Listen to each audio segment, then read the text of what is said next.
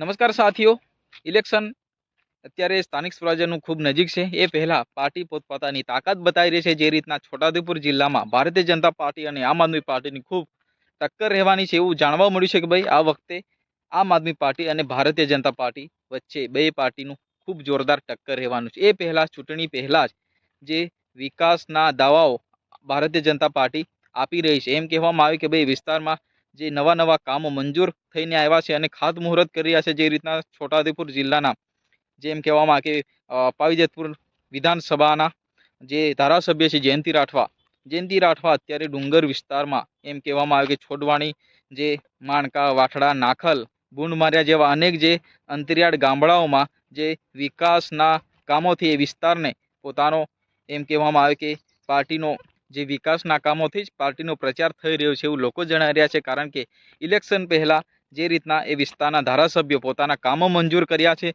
અને કામો વિસ્તારને આપ્યા છે, ત્યારે ખાસ કરીને અત્યારે ડુંગરાળ વિસ્તારમાં વિકાસના કામો એ ભારતીય જનતા પાર્ટી કરી રહી છે. ત્યારે ઇલેક્શન પહેલા જે લોકો છે એ ભારતીય જનતા પાર્ટીમાં જે જોડાઈ રહ્યા છે અને ક્યાંક ને ક્યાંક આમ આદમી પાર્ટી પણ એ વિસ્તારમાં પોતાની પૂરી તાકાત લગાવી રહી છે. પરંતુ આ વખતે ક્યાંક ને ક્યાંક આપણને ઇલેક્શનમાં ખૂબ કાંટાની ટક્કર જોવા મળશે. કારણ કે આમ આદમી પાર્ટી અને ભારતીય જનતા પાર્ટી હવે ખૂબ જોશમાં કામ કરી રહી છે. વાત કરીએ તો છોટાઉદેપુર જિલ્લામાં આમ આદમી પાર્ટી પણ પોતાની તાકાત લગાવી રહી છે. જે રીતના રાજેશ રાઠવાનું નિવેદન આવ્યું કે ભાઈ આ વિસ્તારમાં વિકાસના નામે વિનાશ થઈ રહ્યો છે, એવા જે આમ આદમી પાર્ટીના નેતાઓનો જે એમ કહેવામાં આવે કે નિવેદન આવતા હોય છે. પરંતુ ક્યાંક ને ક્યાંક ભારતીય જનતા પાર્ટી પણ પાછી નથી અને ક્યાંક ને ક્યાંક આમ આદમી પાર્ટીને એમ કહેવામાં આવે કે કેજરીવાલની પાર્ટીને છોટાઉદેપુર જિલ્લાના જે એમ કહેવા આવે કે જે ભારતીય જનતા પાર્ટીના ગઢમાં કેજરીવાલનો પગ પેસારો નહીં કરવા દઈએ એવા દાવાઓ આપી રહ્યા છે. કારણ કે વિકાસ એ વિસ્તારમાં એટલે એમ કહેવા કે ખૂબ જોશમાં કરી રહ્યા છે. ત્યારે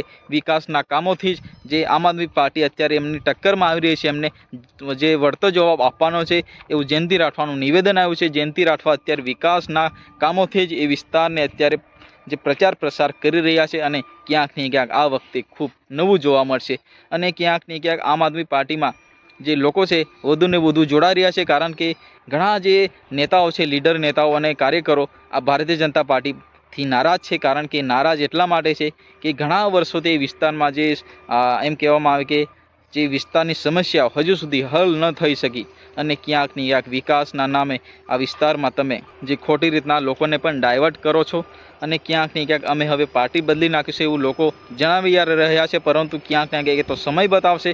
સમય જે ઇલેક્શનનો સમય આવતા જે લોકો છે એ અન્ય પાર્ટીમાંથી પણ જોડાઈ જતા હોય છે.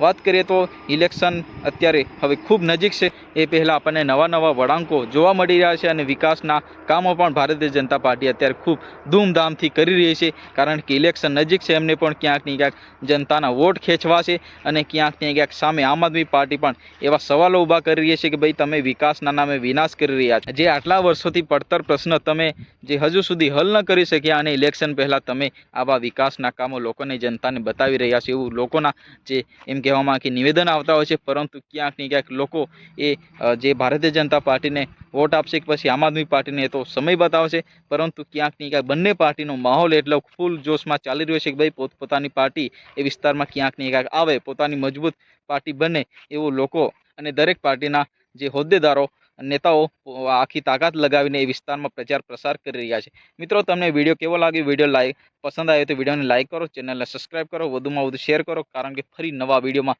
આપણે મળીશું તરત. મિત્રો, ફરી મળીએ નેક્સ્ટ વિડીયોમાં. ત્યાં સુધી જય હિન્દ, વંદે માતરમ.